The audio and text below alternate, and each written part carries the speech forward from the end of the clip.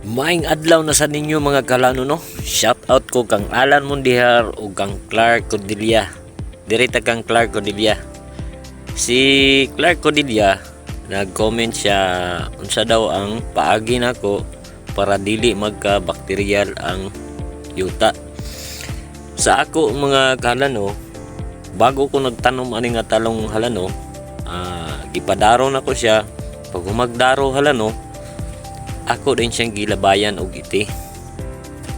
Pag umana kog labay sa ite, ako gyapon siyang gipadaro sa second batch nga daro.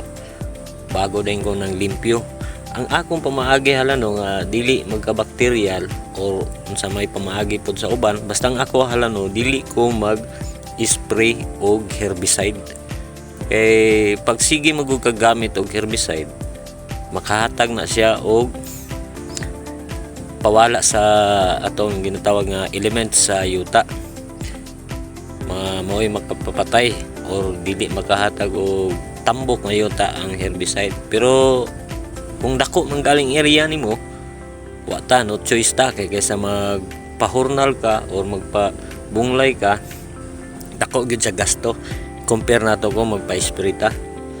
Ang akong tirada halano, wa ko magakuan gamay ra mo guni akong area, dili kay siya dako, pero makaya ra nako siya limpyo.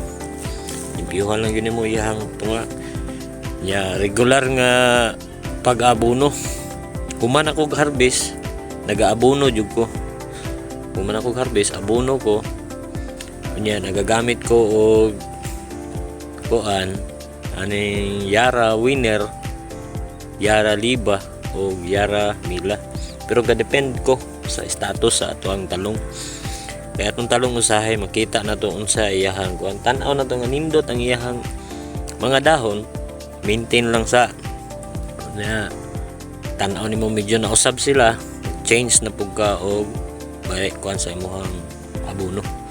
Ana lang halano, likay lang ang sige og herbicide.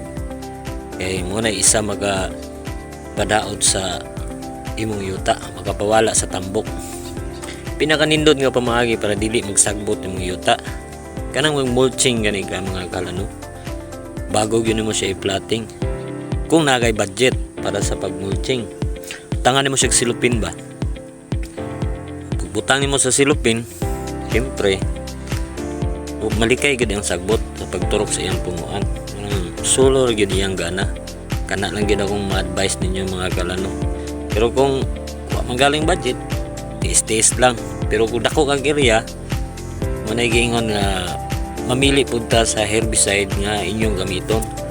Kaya usahay mo gamit kog herbicide kato lang one side. One side nga herbicide.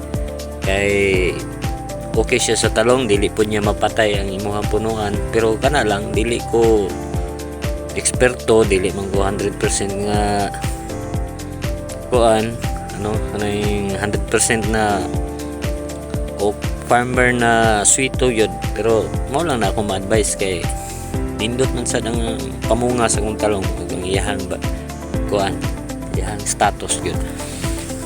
Medyo green kay siya dahon nya, daghan kay siya mga bulak no. Ana lang kala no. Daghang salamat o God bless.